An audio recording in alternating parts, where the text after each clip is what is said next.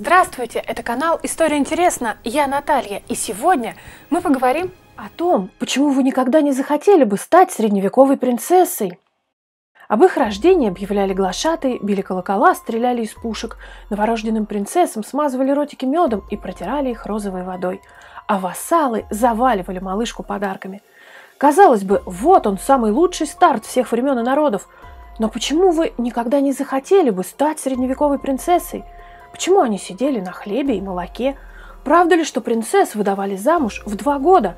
Как на самом деле выглядели средневековые красавицы? И была ли так важна для принцессы красота? Могли ли они выйти замуж по любви? Какой самый громкий скандал с замужеством одной из принцесс разгорелся в Средневековье? Подпиливание зубов, вытравливание известью волос и выщипывание ресниц. Но какие жертвы приходилось принцессам идти ради красоты? И почему принцессам нельзя было выглянуть в окно? Итак, перенесемся в Средневековье и увидим жизнь глазами самой настоящей принцессы, чтобы понять, стоит ли желать оказаться на ее месте. Эти и другие интересные истории теперь ищите на сайте история-интересно.рф. Если вы думаете, что вас будут звать каким-нибудь романтичным именем, типа Изабеллы или Беатрисы, то заблуждаетесь. Самые популярные в Европе имена среди принцесс – это привычные нам Мария, Анна, Елизавета, Екатерина и Джейн, она же Жанна. Впрочем, бывали, конечно, и экзотические варианты. Так были принцесса Мафальда, Беренгария и даже Уррака, которая, к слову, объявила войну собственному второму мужу и даже сама вела в бой свои войска. Итак, на дворе 1656. Нашу принцессу зовут Маргарита Тереза. Она испанская инфанта, та самая со знаменитой картины Диего Веласкеса «Менины». Ну а чем инфанта отличается от принцессы? В некоторых королевствах только наследники престола именовались принцами и принцессами, а остальные дети королевской четы удостаивались титула инфант, то есть ребенок. Одна из самых красивых принцесс Средневековья родилась в семье Габсбургов, любящих близкородственные связи и поэтому отличавшихся, мягко говоря, некрасивой внешностью и проблемами со здоровьем. Младший брат Маргариты, Карл, был инвалидом, не мог даже нормально жевать и говорить из-за знаменитой габсбургской челюсти. Утро. Слуги несут принцессе завтрак. Вы думаете, что наверняка к их столу подавали все немыслимые деликатесы, вроде ананасов, куропаток и нектара? А вот и нет. Кормили принцесс, прямо скажем, скудно, ведь наука того времени заверяла, что детям грубая пища вредна, как и чревоугодие в целом. Вот и сидели они почти на хлебе и молоке. Помимо них им давали молочные каши, орехи, яблоки, мед и бульон. А мясо, рыба, сладости, пироги были для них деликатесом и подавались лишь на пирах, на которых до 7 лет им бывать не полагалось. Нашей инфанте уже 5, и ей сильно повезло, она выжила, то есть пережила младенческий возраст.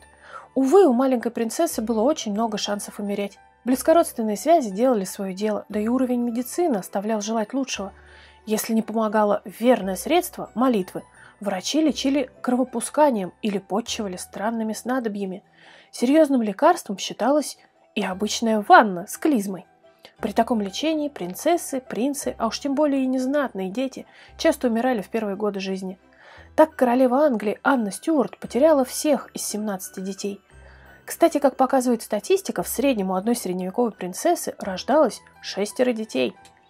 На плохое здоровье девочек, помимо неразвитой медицины, влияли вечные сквозняки в замках и очень плохая вода, а также бесконечные переезды, ведь королевский двор круглый год колесил по королевству, гостя в замках вассалов.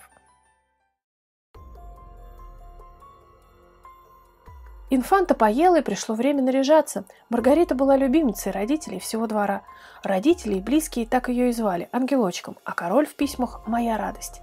На самом раннем портрете ей всего 3 года. Вокруг нее постоянно вились люди, ведь по строгому испанскому этикету инфанта не могла даже сама взять стакан воды. Ей обязательно должны были его подать определенным образом.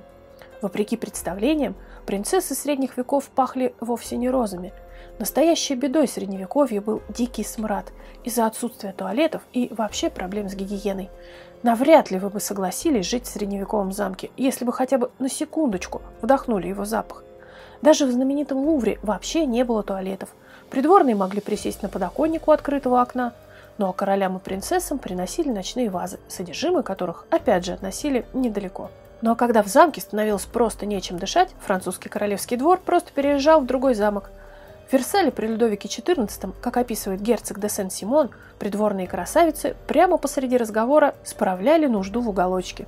Одна из французских принцесс погибла из-за вшивости, ведь вшей называли божьими жемчужинами и считали признаком святости. К тому же по ночам бедняк изводили вовсе не сказочные горошины, а настоящее бедствие того времени – клопы.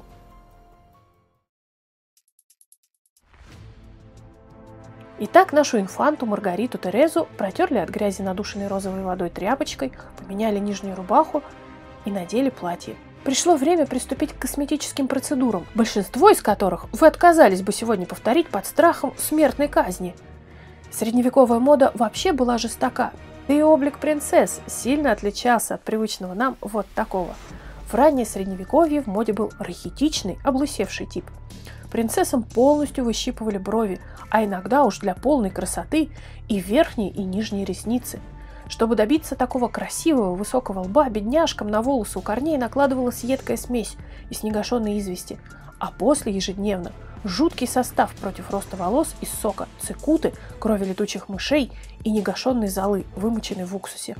После такой процедуры вместе с волосами зачастую исчезала и кожа. К тому же у красивых принцесс должны были быть гнилые зубы, ведь в средневековой Европе белозубая улыбка считалась признаком низкого происхождения. Моду на черные гнилые зубы ввела королева Англии Елизавета I. Бедняжки, обладательницы здоровых зубов, вынуждены были их чернить, чтобы не позориться и соответствовать канонам красоты. Белокурые или светлорыжие и обязательно вьющиеся локоны тогда были мечтой всех красоток. Те, кому от природы достались другие, в средневековье осветляли волосы даже с помощью несвежей овечьей мочи, если не помогали травяные отвары. А под закат средневековья мода совсем разбушевалась и потребовала укоротить зубы. Желающие прослыть первыми красавицами спиливали эмаль так, чтобы передние зубы имели форму, приближенную к квадрату. Ну как, все меньше желания стать принцессой? Впрочем, вернемся к нашей белокурой инфанте. Пришло время ежедневных занятий. Вы думаете, что жизнь принцессы – это сплошь балы и развлечения? А вот и нет. Наша героиня родилась в Испании, а в Испании и Португалии принцесс, в общем-то, держали в настоящем заточении, и даже выглядывать из своих покоев в окно считалось неприличным. Маргарита Тереза росла в покоях королевы во дворце Алькасар в окружении многочисленных фрейлин и слуг, а вот во Франции, Англии и Италии принцессы действительно участвовали во всех развлечениях двора. Такая разница в воспитании будущих королев нередко потом вносила сумятицу в их браки. Так, привыкшая к праздникам и трубадурам, красотка Элеонора Аквитанская не могла смириться с ханжеством и скукой религиозного Людовика VII, а вот чопорной жене Генриха VIII совсем не по нраву пришелся слишком веселый двор ее мужа. Хорошо, если не развлечение, то чем же вам заниматься весь день в своих покоях? Ответ прост. Рукоделие, вышивка, чтение Святого Писания, изучение иностранных языков, теологии, истории, географии, философии, поэзии, музицирование и еще много чего. В общем, сидите и учитесь, и ни в чем себе не отказывайте, только в окно не коситесь. Хорошо, но какая судьба ждала принцессу?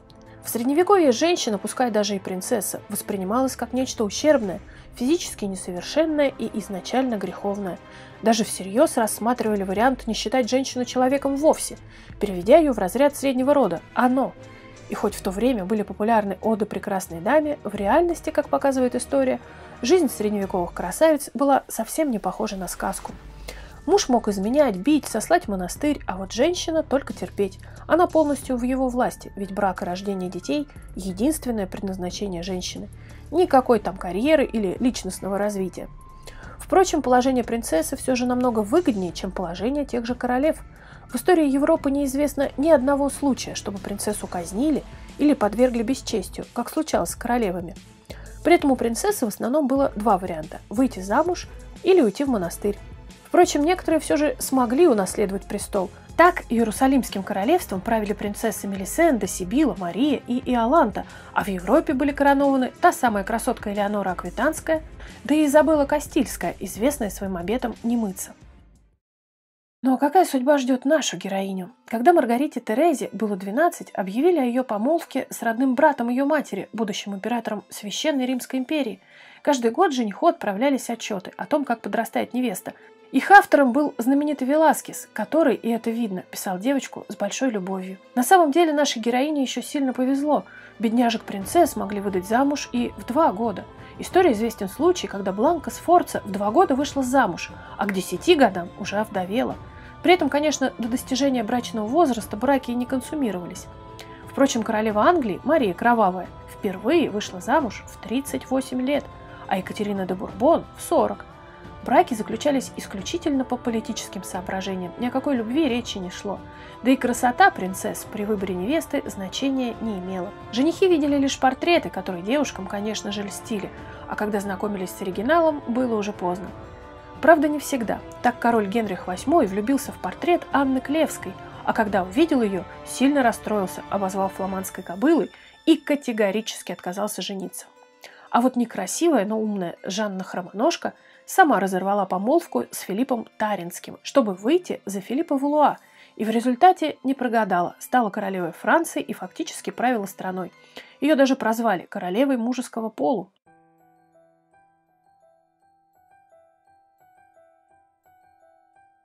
Ну а как же любовь? Могли ли принцессы выйти замуж по любви? Да, и такое бывало.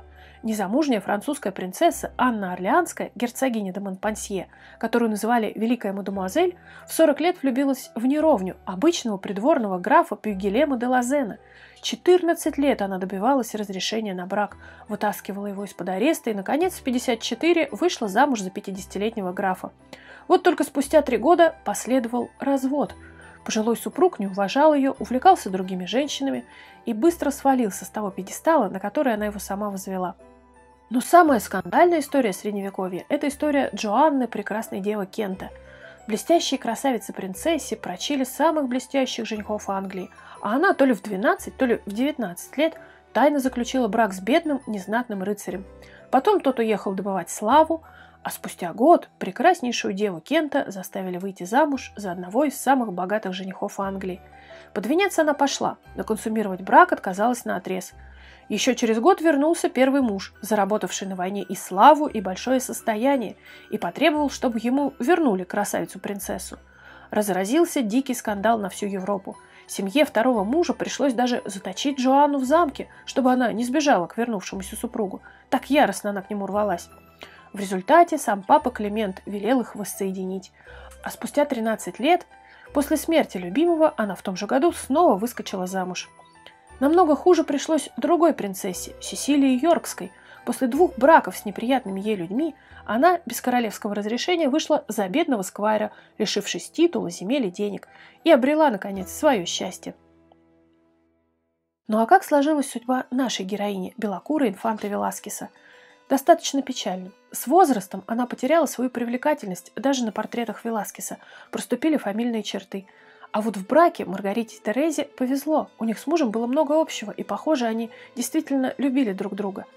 Но всеобщая любовь осталась в Испании. В Австрии ее не любили, она плохо знала язык, была чопорной чужой испанкой, к тому же вечно болеющей. Даже на портрете художник изобразил 16-летнюю Маргариту уродиной. Она умерла совсем молодой, в 21 год во время родов. Клявшийся вечной любви муж через несколько месяцев снова женился. Если вы тоже думаете, что история эта интересна, подписывайтесь, не забудьте нажать на звоночек уведомлений. Я буду рада видеть вас в нашей группе ВКонтакте. Эти и другие интересные истории теперь ищите на сайте история-интересно.рф.